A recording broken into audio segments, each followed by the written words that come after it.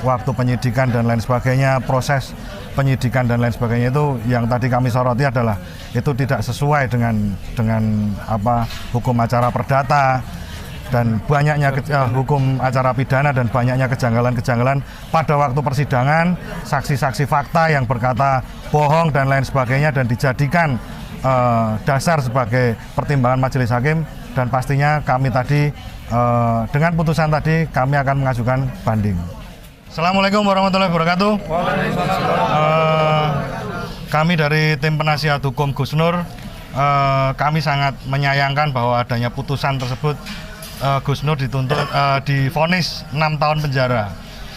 Tadi seperti yang sudah saya sampaikan di konferensi di awal persidangan bahwa sebelum adanya persidangan putusan ini kami sudah mengira-ira. Jadi dengan adanya Gus Nur itu langsung ditahan, waktu penyidikan dan lain sebagainya, proses penyidikan dan lain sebagainya itu yang tadi kami soroti adalah itu tidak sesuai dengan hukum acara perdata dan banyaknya hukum acara pidana dan banyaknya kejanggalan-kejanggalan pada waktu persidangan, saksi-saksi fakta yang berkata bohong dan lain sebagainya dan dijadikan dasar sebagai pertimbangan majelis hakim, dan pastinya kami tadi dengan putusan tadi kami akan mengajukan banding. Karena menurut kami Gus Nur tidak layak dan tidak pantas untuk dihukum walaupun 1 hari saja demi keadilan di masyarakat. Karena sering sekali pasal-pasal yang tadi digunakan untuk menuntut Gus Nur itu juga digunakan untuk menuntut orang-orang yang kritis di Indonesia selain Gus Nur. Jadi contoh yang tadi 14 ayat 1, 14 ayat 2 itu tentang keonaran, itu harusnya tidak terbukti karena keonaran pada tahun 1946 itu tidak sama dengan keonaran yang ada di Facebook.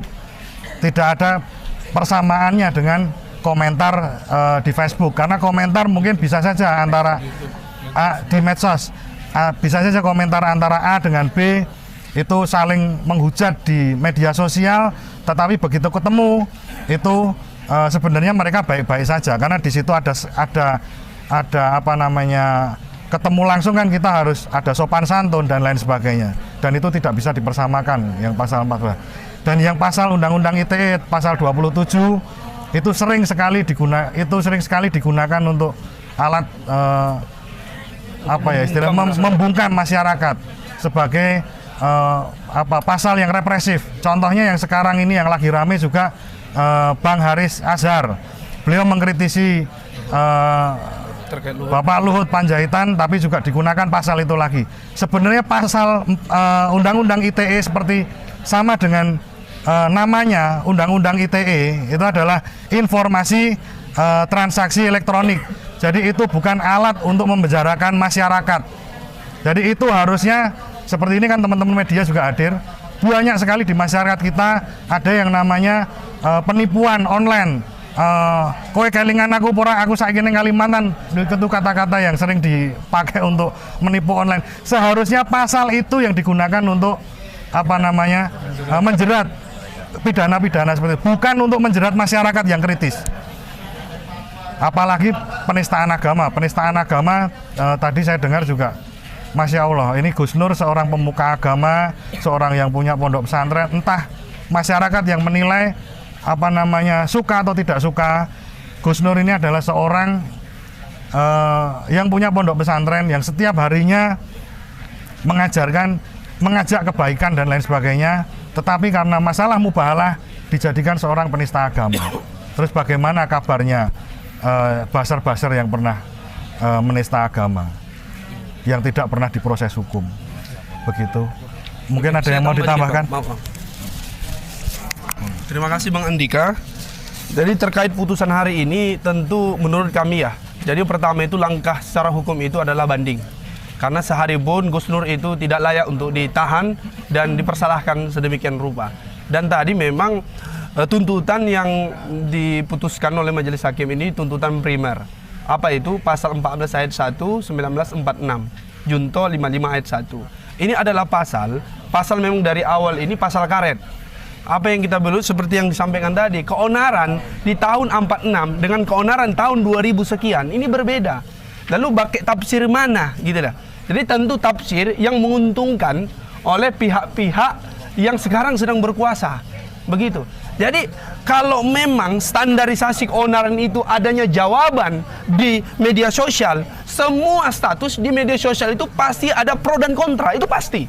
Coba cek dah. Itu air laut, itu dalam lautnya atau dangkal. Bagi orang-orang biasa itu mengatakan itu cukup dangkal. Tapi bagi orang yang tidak biasa itu mengatakan sangat dalam. Pasti akan ada perbedaan begitu loh. Kalau yang dikatakan keonaran itu adalah dia kalau ada perbedaan pandangan di sosial media, semua status itu pasti ada pertentangan.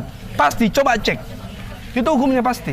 Itu yang pertama pasal yang kita kritisi. Yang kedua, tadi memang ada kita dari awal itu juga dari lihat pertimbangan hukum, fakta di persidangan, itu memang menghilangkan memang pledoi-pledoi kita 100% malah begitu ya, 100%. Kita mengatakan mengapa yang namanya berita bohong kan begitu ya. Berita bohong berarti ada yang benar dong. Gitu. Apa yang dipersoalkan ini adalah ijazah palsu. Lah, kalau ada yang bohong itu berarti ada yang asli.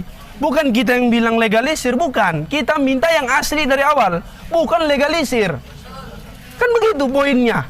Tapi yang disampaikan tadi adalah di pertimbangan-pertimbangan vonis tadi itu adalah sudah ada kok legalisir, fotokopian tapi legalisir, bukan itu dari awal. Dari awal kita itu meminta yang asli. Baru tadi ada semacam pengarahan.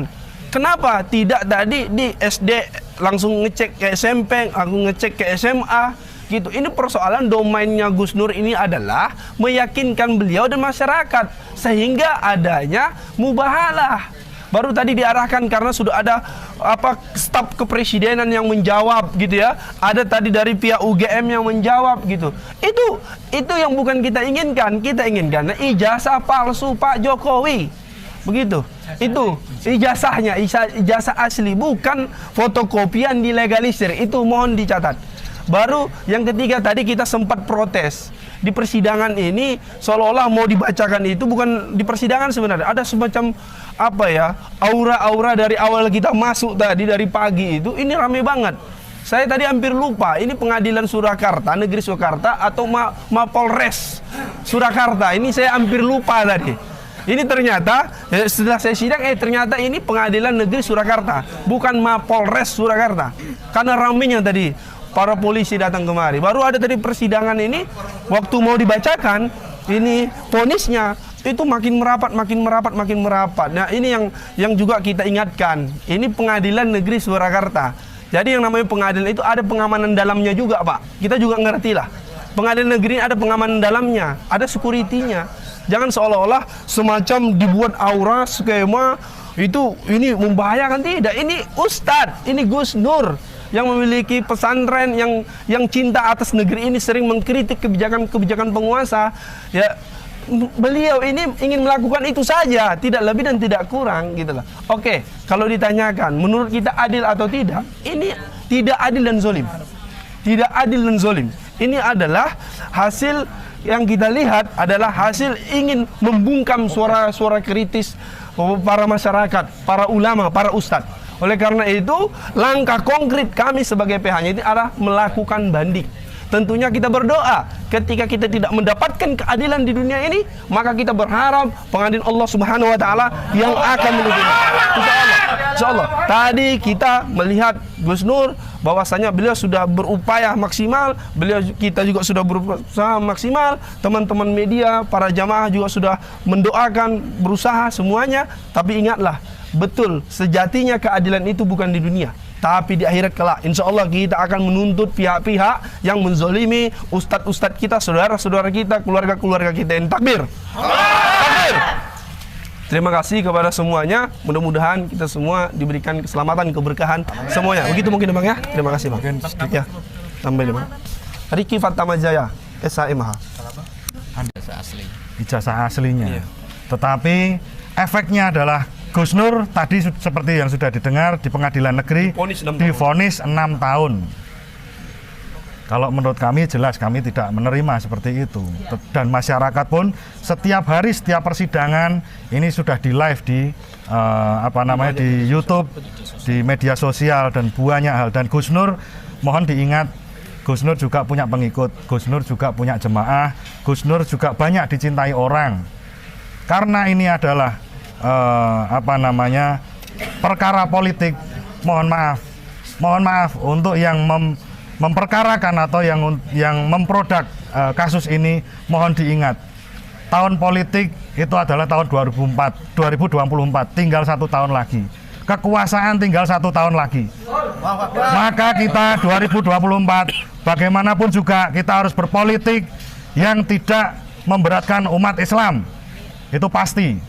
Dan mohon dicatat baik-baik bahwa keadilan itu tidak hanya hari ini saja. Keadilan bisa terjadi besok pagi.